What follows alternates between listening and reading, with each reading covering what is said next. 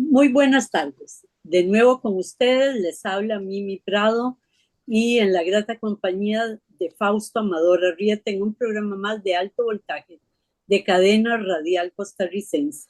Ustedes nos pueden seguir en nuestro canal de YouTube. Eh, este es nuestro último programa del año y regresaremos el 6 de enero, después de unas largas y bien merecidas vacaciones. Fausto está, como verán por su vestido, en San José con un frío muy grande y yo en la muy cálida Panamá. Estamos en esa diferencia de tiempos. Nuestro programa de hoy es de Francia a Siria, una semana de caos político mundial. En nuestros programas hemos hecho énfasis en lo que significa este cambio de época, la lucha de Estados Unidos por no perder su hegemonía unipolar y que queriendo parar el inevitable ascenso de China y desmembrar a Rusia, no solo está perdiendo la guerra en Ucrania, sino que provocó que sucediera lo que nunca debió suceder para sus intereses, la alianza de Rusia y China y la nueva correlación de fuerzas que representan los BRICS. También señalamos que la gran perdedora en este juego geopolítico nuevo es la Unión Europea, con sus dos pilares, Alemania y Francia, en enormes crisis económicas y políticas, aprovechando de esto un crecimiento de la burocracia de Bruselas en la toma de decisiones junto con la OTAN, de decisiones políticas, y que va a tener un papel sin gloria en el nuevo gobierno de Donald Trump. Con la guerra perdida y las elecciones también perdidas, con un presidente electo que dice que va a terminar la guerra, los neoconservadores del gobierno de Biden hacen crecer la escalada de esta en Ucrania y Francia, Inglaterra y Alemania lo acompañan, incluso diciendo que enviarán tropas y además se inician ataques al territorio ruso. Nos vemos al borde de una tercera guerra mundial y sin habernos podido contestar la pregunta que nos hiciéramos la semana pasada de que si todo esto era para embarriar la cancha a Trump una vez que entrara o para dejar tan avanzados los conflictos que Trump no los pudiera manejar tan fácilmente, sin podernos contestar cuál de esas dos premisas era, o si las dos eran las adecuadas, aparecen conflictos por todo lado como conejos en un sombrero de magos. Asesinato de dirigente en Eslovaquia, desarrollo de Maidán, o sea, golpes de Estado en camino en Moldavia y en Georgia, e incluso la eliminación de elecciones en Rumanía ganadas en la primera vuelta por el candidato prorruso. Y cuando temblábamos por la escalada en Europa de esta guerra, con el fin de distraer a Rusia, llenándola de pequeñas Ucranias a su alrededor, se da otro conejo en el sombrero, un golpe de Estado, autogolpe de Estado, que por dicha no funcionó en Corea, posiblemente con la idea de entretener y retirar tropas de Corea Norte de Rusia. No funcionó y se da al mismo tiempo o en esa época se firma la tregua entre Israel y Hezbollah, la tregua. Pero al día siguiente de la firma de la tregua, las tropas insurgentes empiezan a tomar ciudades en Siria. Y se desata que junto a los yihadistas que empiezan esta guerra, participa en el norte Turquía y en el noreste los Estados Unidos, que tienen ahí bases y 900 soldados, pero sobre todo los pozos petroleros sirios que manejan ellos, y Israel en el sur, que entra por los altos del Golán, que reclama como propios. El ejército sirio de más de 200,000 soldados entrega las ciudades e incluso la capital Damasco a 20.000 combatientes yidaístas, los yidaístas que debemos recordar que son ex Al-Qaeda y Estado Islámico, del Estado ISIS. Algunos hablan de que las fuerzas armadas de Siria se vendieron. No podemos tener certeza de eso, o por lo menos no hay certeza de eso por el momento, pero sí podemos tener la certeza de que un general sirio gana $40 al mes y un soldado sirio gana $2 al mes y los yihadistas ganan $200 al mes. ¿Qué sabemos al día de hoy? Que Turquía toma el norte de Siria para asegurar ser la puerta de oro del oleoducto de gas o de cualquier producto que vaya de Oriente Medio hacia Europa, volver a ser y mantener su puerta de oro. Y además eliminar en todo lo posible al pueblo kurdo. Que el gran ganador en este movimiento es Israel en un primer momento, que da un paso firme para cortar los suministros de Irán a Hezbollah y avanza en su plan de crear el gran Israel sin palestinos ni libaneses que los enfrentan hasta poder ir por Irán. Que Rusia priorizó lo importante para ellos y lo más importante, la guerra definitiva, la guerra en Europa, la guerra en Ucrania. Y que Irán, sobre todo Hezbollah, queda herido. Que podemos enfrentarnos, y esto puede ser lo más seguro, a la balcanización de Siria dividida entre las potencias que están participando en el conflicto. Que los ahora rebeldes, llamados así por la prensa internacional, son en realidad terroristas de Al-Qaeda entrenados por Ucrania, amigos de Israel, a quien dan las gracias hoy en el Times, periódico israelita, por su ayuda y prometen seguir luchando junto a ellos, a Israel, para eliminar a Hezbollah. Pero que estos terroristas del Estado Islámico y de ex Al-Qaeda pueden cambiar de nombre, su dirigente puede quitarse el turbante, recortarse la barba y decir que ahora es tolerante, pero recordemos siempre que incluso se separan de los talibanes por considerar que estos son tibios, que cortan cabezas, que asesinan, que tratan a las mujeres como basura y que violan y que son sin ninguna ley que no sea una visión radical del Islam que los maneja. Porque también podemos estar seguros, como lo señala hoy la prensa hindú, que esta guerra no solo cambiará lo regional, sino que puede aumentar el terrorismo a nivel mundial, como sucedió con la guerra de Irak. Y también sabemos que Trump tuiteó ayer o antier o hoy, de eso no lo tengo seguro, que la desestabilización de Siria comienza por culpa de Obama y señala el porqué, y que será en negociaciones con China y Rusia que va a resolver el problema del reordenamiento del Medio Oriente. Faltan un poco más de 40 días para el cambio en Estados Unidos y que Trump asuma la presidencia. Veremos un cambio real y el fin de la búsqueda esa para mantener la unipolaridad y una aceptación de realidad tripolar, como señala Trump. Faltan 40 y pocos días más. Buenas tardes, Fausto. Buenas tardes, Mimi. Es una introducción que... Te perdí en sonido, Fausto. No te estoy oyendo.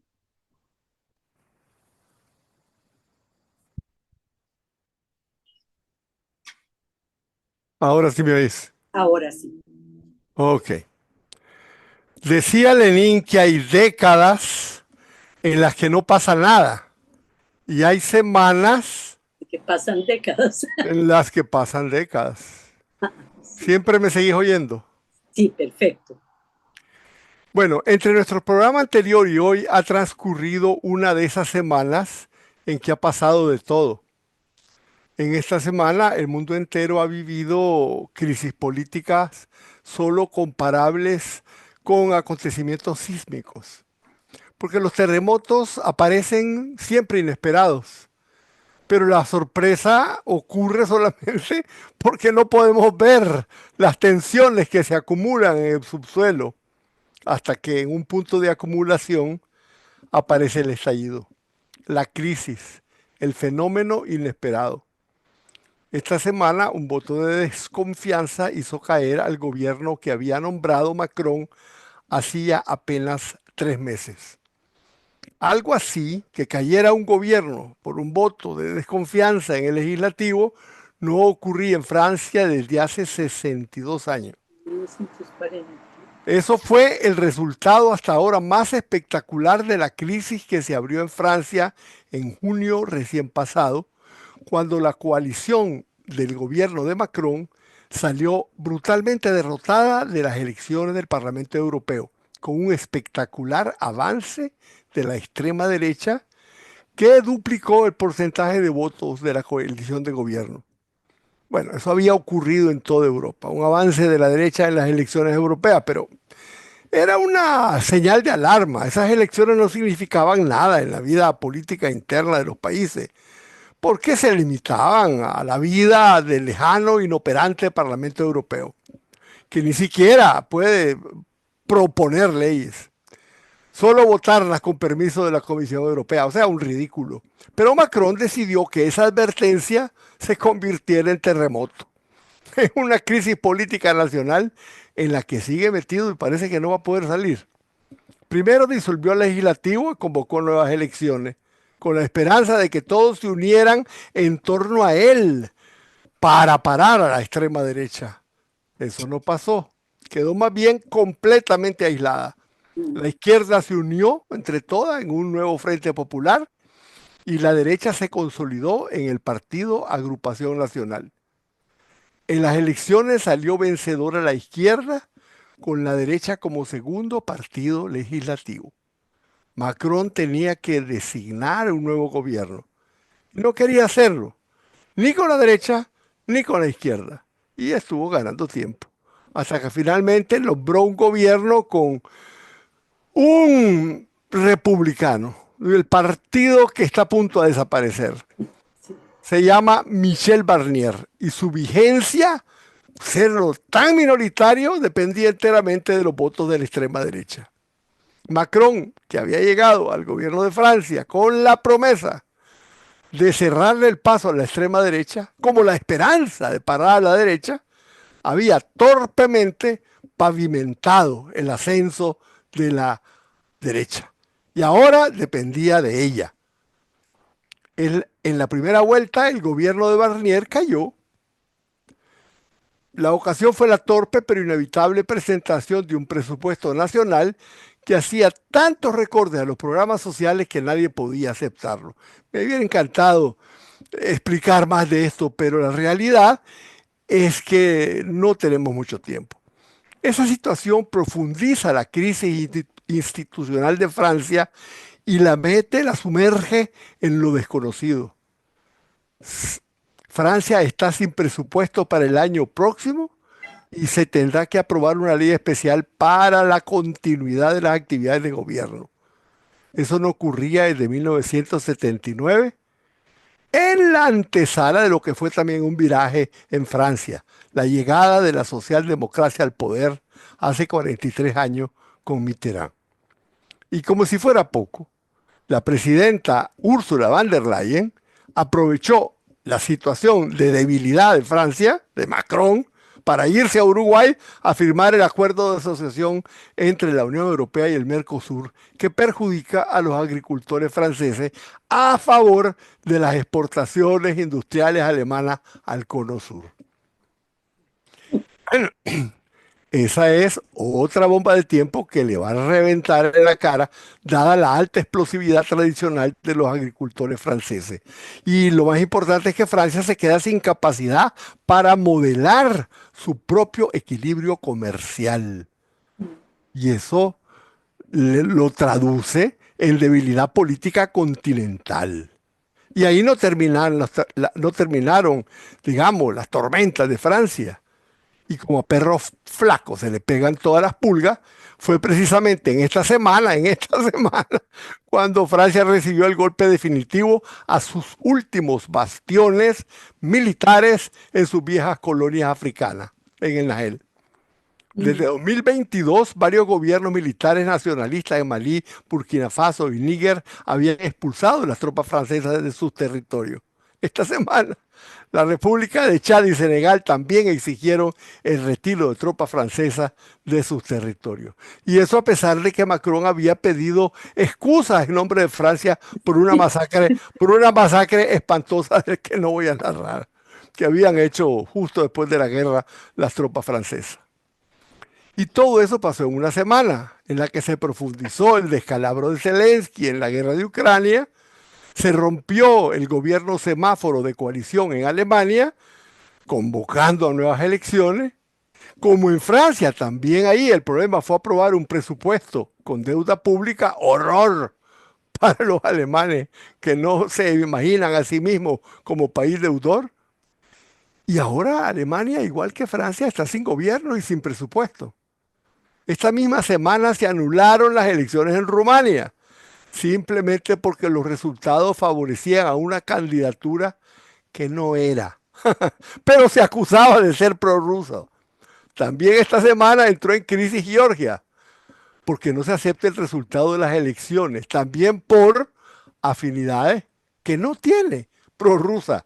Y en las calles alguien No, está... no es que sean prorrusos, simplemente no son pro-OTAN, no son siervos de OTAN, ya no son aceptables. En algunos casos y en otros casos son simplemente trucos, maniobras de grupos internos que se aprovechan de las cosas para armar alborotos. Y por eso ahora en las calles alguien, y esto sí te lo acepto, debe ser la Unión Europea, está detrás de las manifestaciones que posiblemente quieren organizar un golpe de Estado como el que ocurrió en la Plaza Maidán en Ucrania en 2014. Bueno, y para extremo de acontecimiento, narraba vos que en la lejana Corea del Sur, Y es que eso, un presidente que acababa de perder las elecciones legislativas acusó a la oposición ganadora de simpatizar con Corea del Norte. Un total absurdo. Y decretó un estado de sitio para desconocer los resultados. Lo que sí la oposición no quiere es que se manden armas a Ucrania, porque lo prohíbe la constitución coreana. Bueno, fue un intento de autogolpe de Estado, fue acatado de inmediato por el ejército, pero manifestaciones multitudinarias hicieron que se retrocediera. El jefe del ejército fue sustituido, incluso encarcelado, y tiene un proceso abierto de pero el destitución. presidente sobrevivió. Es sobrevivió por el momento, porque el proceso de El destitución fiscal sigue. sobrevivió en la Asamblea Legislativa, pero el fiscal de la República le puso, No, pero aún en la Asamblea Legislativa dicen que van a seguir volviendo a hacerle procesos de impeachment. Bueno, todo eso ocurrió la semana pasada, que se culminó con la sorpresiva insurrección yihadista triunfante en Siria, con la caída estrepitosa del régimen de Assad. Ese es el acontecimiento más trascendental y a eso dedicaremos lo que sigue de estas reflexiones. La caída de Assad y la entrada de los rebeldes yihadistas en Damasco es el teatro político más complejo del mundo. Ahí se encuentran involucradas grandes potencias internacionales como Rusia y los Estados Unidos. También en el escenario donde están presentes todos los protagonistas de Oriente Medio. Ahí está Israel, Irán, Turquía, Arabia Saudí, Qatar, Egipto, Qatar. los yihadistas, la nación kurda, terrorista, Al-Qaeda, Estado Islámico. Es la más variopinta combinación de actores locales, grupos étnicos, tendencias religiosas. Es un pequeño tablero. A las CIES y los cristianos, aunque sean minoría, también No, son parte de él. y muchos tipos cristianos, porque el cristianismo, Jesús nació en Israel, pero el cristianismo nació en Siria, ¿verdad? Porque en Judía, los judíos habían sido expulsados por los romanos. Bueno, es un pequeño tablero con todas las fichas del caos del mundo. Un verdadero arroz con mango donde cada uno va por lo suyo. Estos días son los días, digámosle, los 10, 12 o 13 días más largos de la historia siria en décadas. Más largos porque acumulan 50 años de acontecimientos y eso apenas es un anticipo de lo que sigue. Es un nuevo punto de partido después de una guerra de 14 años. Pero no parece ser un rayo de esperanza. La caída de Assad no constituye ni es, pienso yo, el final de la guerra. Tal vez más bien señale la repartición de Siria entre potencias, países y tendencias. Y lo más triste, desde luego, tampoco constituye el fin del sufrimiento de los sirios. Y también puede significar otra página de dolor, la que más te duele a vos para el pueblo palestino. Entonces es comprensible el júbilo y la alegría de millones de personas por la caída del dictador. Pero yo Eh, pienso que ¿Quién no hay viene mucho que detrás celebrar. del dictador, verdad? Es decir, Así, podemos así, salir de Guatemala para ir a Guatepeor de cabeza, ¿verdad? efectivamente lo que viene puede ser peor y vamos a tratar de entenderlo paso por paso. En estos momentos Entonces sería hacemos el corte y entramos en la segunda parte del programa. Regresamos con ustedes en unos minutos. De nuevo con ustedes, habíamos quedado con Fausto hablándonos de lo que pasó en Francia en la primera parte, ¿verdad? Lo que esto significa y los distintos conflictos en Europa, pero sobre todo ya centrándonos en lo de Siria. E iba ya a entrar de lleno en lo que esto significa. sí, yo quisiera, Mimi, mm, no dar por sentado nada. Entonces, es necesario entender el contexto histórico y geográfico de Siria. Siria fue siempre la joya del viejo imperio otomano. Esta reflexión es de rigor, porque Turquía y Erdogan nunca han dejado de alimentar una reconstrucción neo-otomana.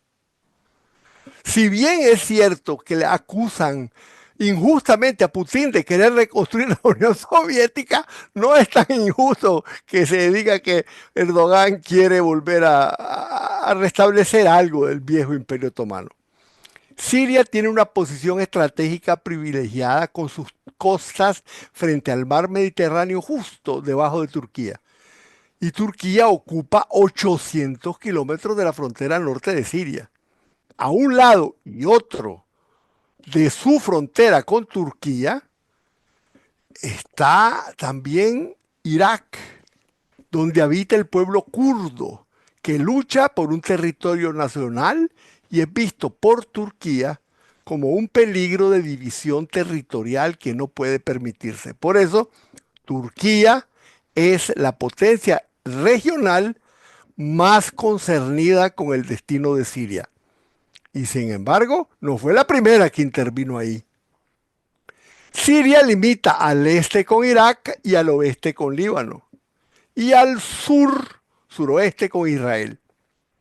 Irán está al otro extremo de Irak. Entonces, para que pueda comunicarse con sus seguidores de Hezbollah, tiene que atravesar Irak y Siria para poder llegar a apoyar a Hezbollah en el Líbano. Bueno, al sureste, Siria tiene a Israel, que ocupa desde la guerra de Yom Kippur militarmente las montañas del Golán. Esa pequeña descripción geográfica permite intuir intereses regionales.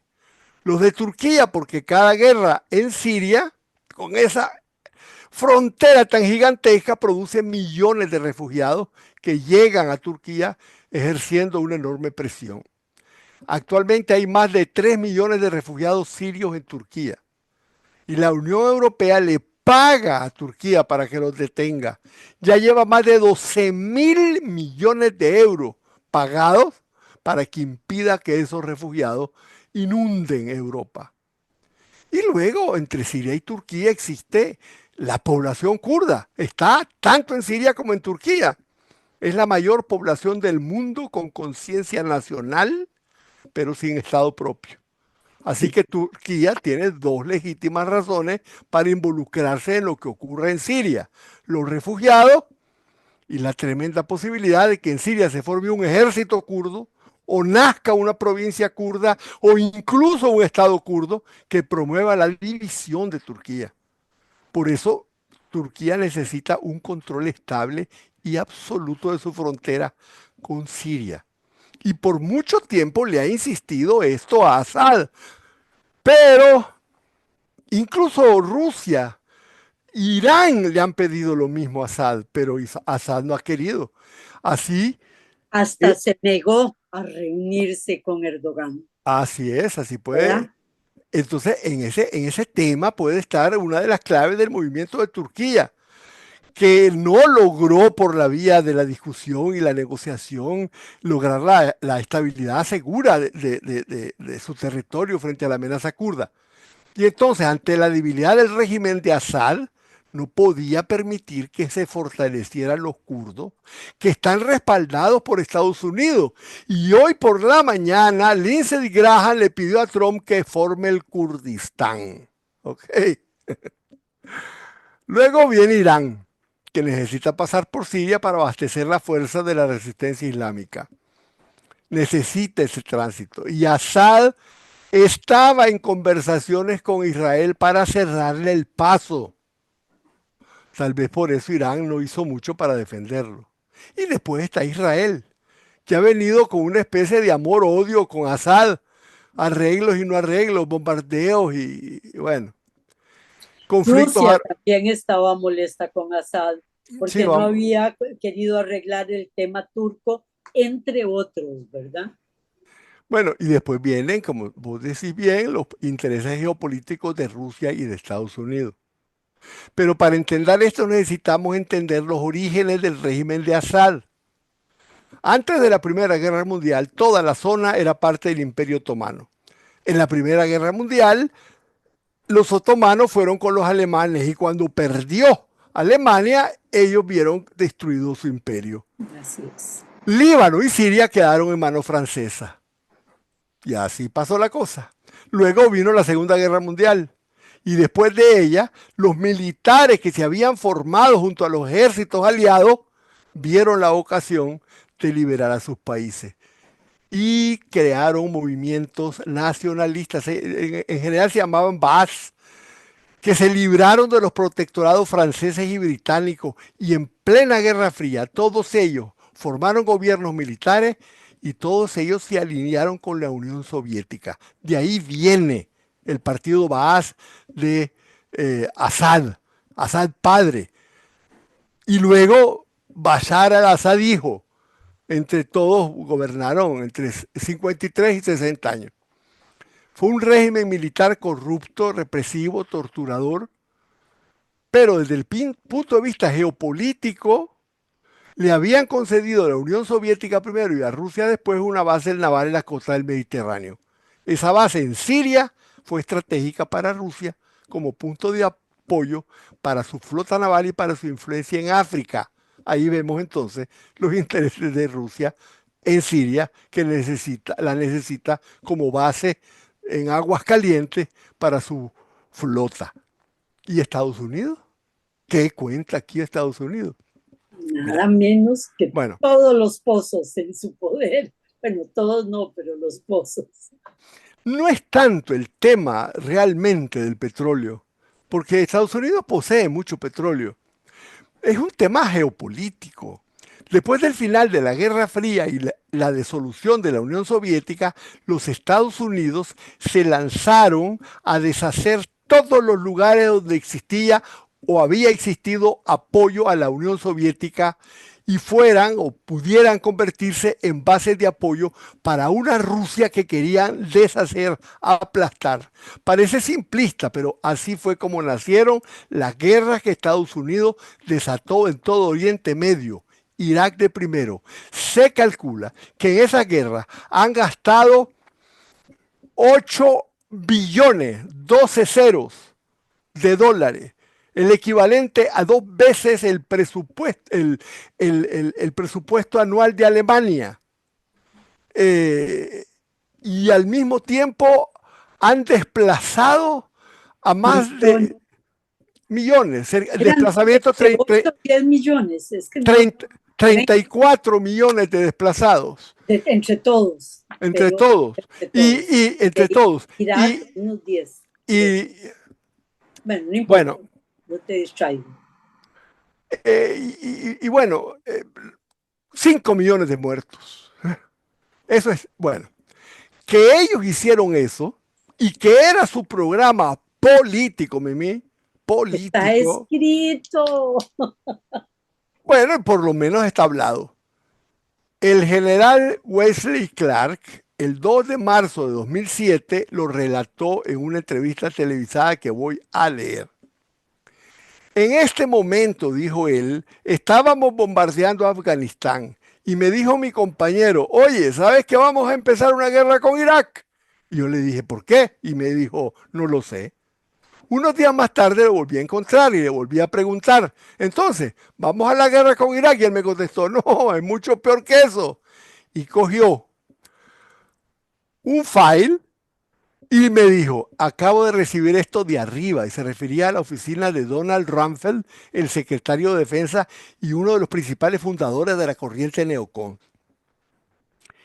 Y decía, aquí dicen que vamos a tomar 7 países en 5 años. Empezaremos con Irak, después seguiremos con Siria, Líbano, Libia, Sudán, Somalia y terminaremos con Irán. Entonces, ahí tenemos las intenciones manifiestas y cumplidas de Estados Unidos. En estos años han cumplido ese programa. Le falta solo Irán. Y este acontecimiento de la guerra, de la caída de Assad, puede terminar facilitando un ataque a Irán, que termine de completar su programa de desastre. En 2011, pero no habían podido meterse en Siria. En 2011, en pleno gobierno de Obama y con Hillary Clinton de secretaria de Estado, apareció la oportunidad para que Estados Unidos interviniera en Siria.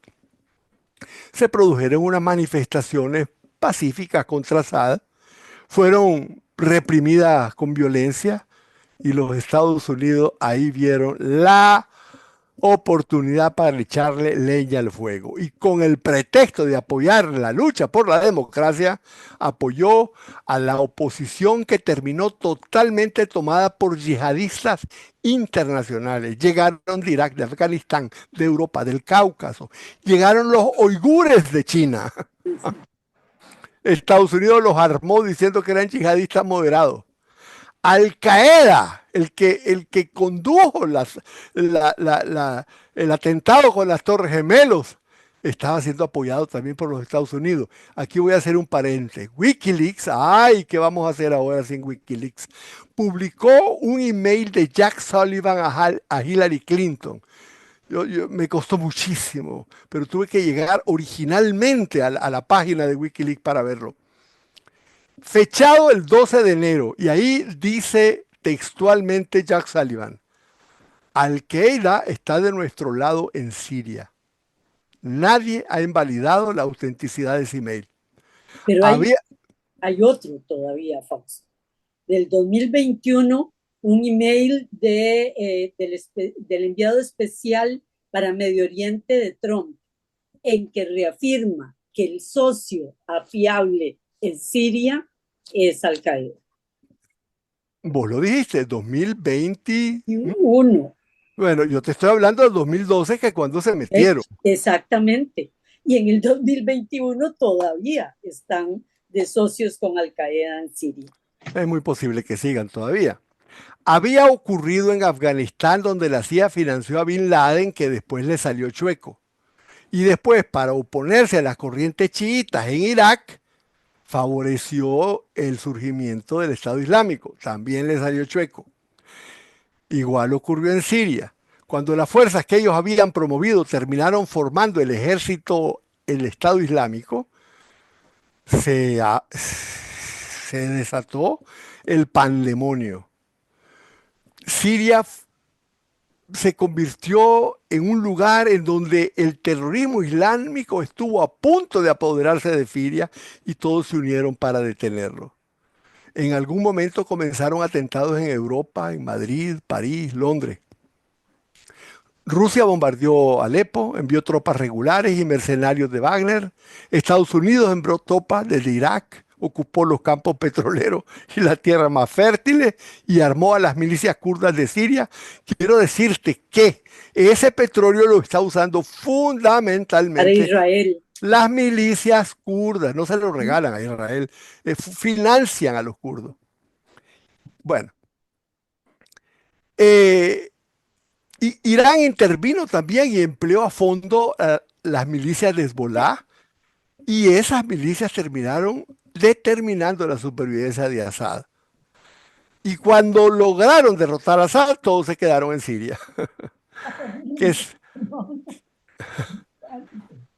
que se convirtió en un tablero poliédrico de múltiples lados, en una galaxia de fuerzas nacionales, regionales e internacionales que dejaron a Siria en un equilibrio inestable desde entonces. No te escucho, Mimi, pero supongo que me estás oyendo. Sí, te oigo. Ahora sí, los yihadistas fueron derrotados, pero no totalmente, y se quedaron como garrapatas al acecho, pertrechados y debilitados, pero vivos. Estados Unidos mantuvo sus bases militares. Hezbollah quedó como el principal baluarte de supervivencia de Assad. Y aquí viene. Putin entendió que ese era un equilibrio inestable y muy peligroso para sus intereses, que no era sostenible. Y en 2017, ya después del Maidán y Crimea, etcétera, invitó a Irán y Turquía a la formación de un foro de reflexión geopolítica que se llamó la Plataforma de Astana, capital de Kazajistán. Ahí buscaron fórmulas de estabilidad política, restablecimiento de la unidad nacional siria y una búsqueda de alguna forma de arreglo respetando los intereses de todo el mundo. Assad se negó y aunque sabía que su ejército no podía sostenerlo, confió que los intereses de Rusia y de Irán no permitirían que cayera. Eso era entonces. Las cosas cambiaron. La guerra de Ucrania le impide ahora a Rusia emplear sus tropas.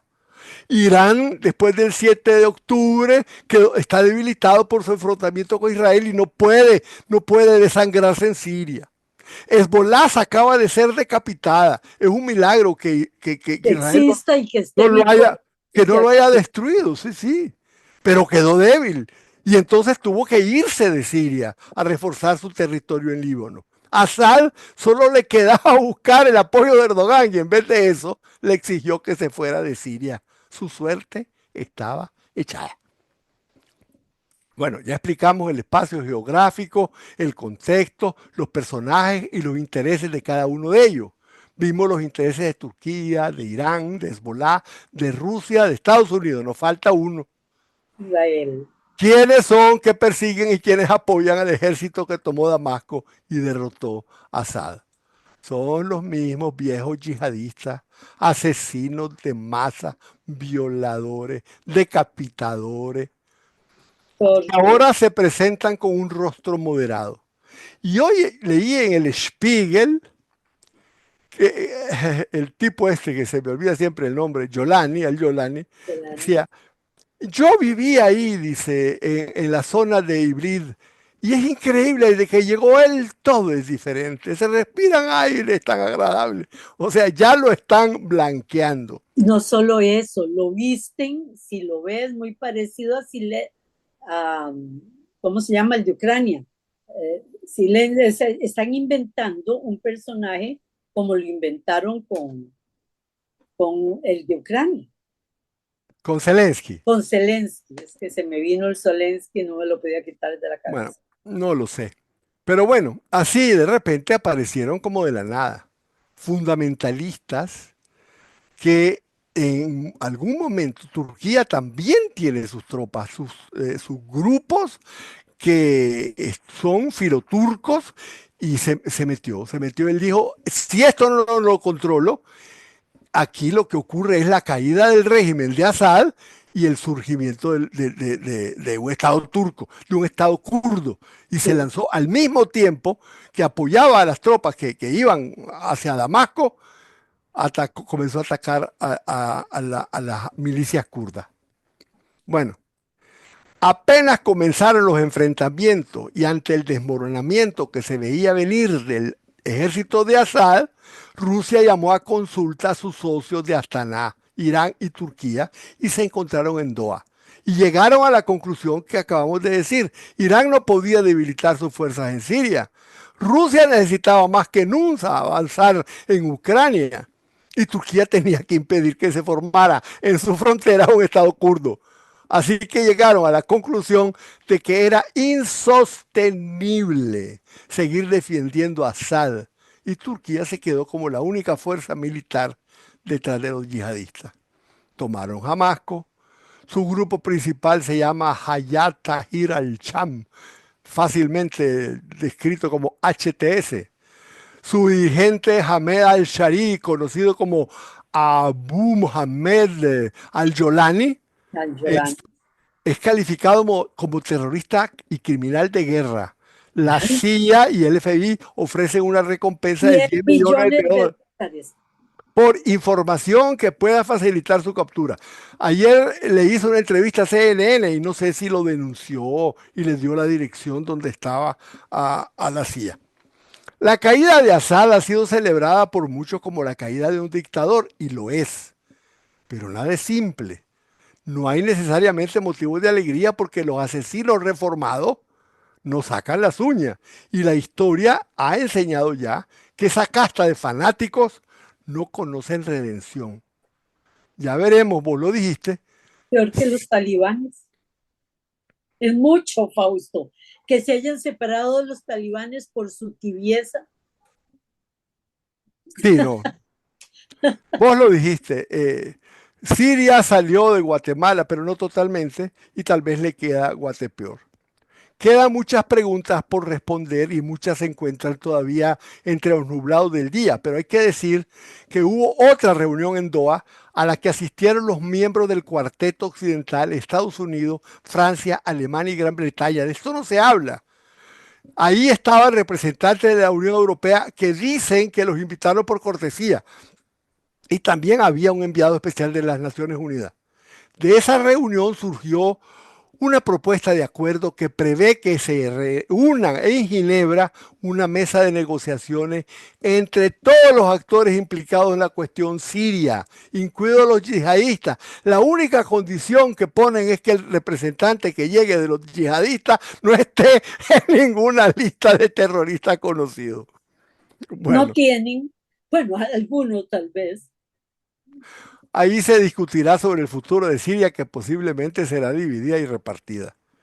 En mi criterio, si Irán se quedara aislado y amenazado por Trump, eso podría significar un peligro mucho mayor de que Irán se decida a la fabricación de la bomba atómica, porque no le quedará más remedio si quiere eh, evitar ser rodeado y aplastado. Los ganadores son los yihadistas de todas raleas, de todo tipo. Turquía, que pasó inmediatamente a atacar a los kurdos.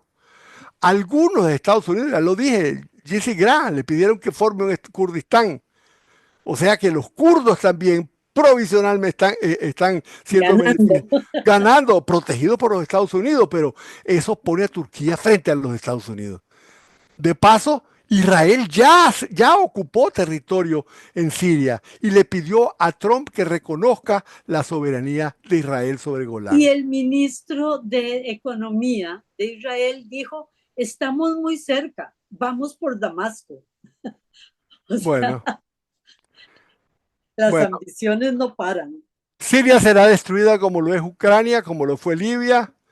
Ese es el legado, no quiero dejar de decirlo, del que puede sentirse tal vez feliz Hillary Clinton, si eso es lo que quería, cuando alimentó la bestia terrorista esperando poder domarla. Yo creo que aquí Cerramos. cerramos. Y cerramos un año que ha sido duro, que ha sido muy rico para nosotros y espero que para ustedes en lo que les hemos entregado, pero además un año muy doloroso y difícil, ¿verdad? Y difícil de analizar De porque estamos análisis. contra toda la prensa, ¿verdad? Encontrar información cuesta. Cuesta encontrar la información, sí les podemos asegurar que nada que se dice aquí no está validado por documentos de gobiernos, de investigaciones, no son solo opiniones, y cuando son opiniones decimos, bueno, yo opino que lo hacemos no tanto, este, pero realmente ha sido un año duro, difícil y de mucho estudio. Esperamos que podamos seguir con ustedes en esa misma línea a partir del 6 de enero. Sí, cuando regresamos todavía existe el mundo. Ya para cerrar, eso sí que ya, too much, dirían. Muchas gracias, Fausto, y a todos ustedes por seguirnos. No se olviden de dar like, no se olviden si están interesados en suscribirse, eso nos ayuda con los algoritmos. Y feliz Navidad para todos. Y feliz Navidad, que todavía nosotros podemos disfrutar. Buenas tardes. Buenas tardes, bebé.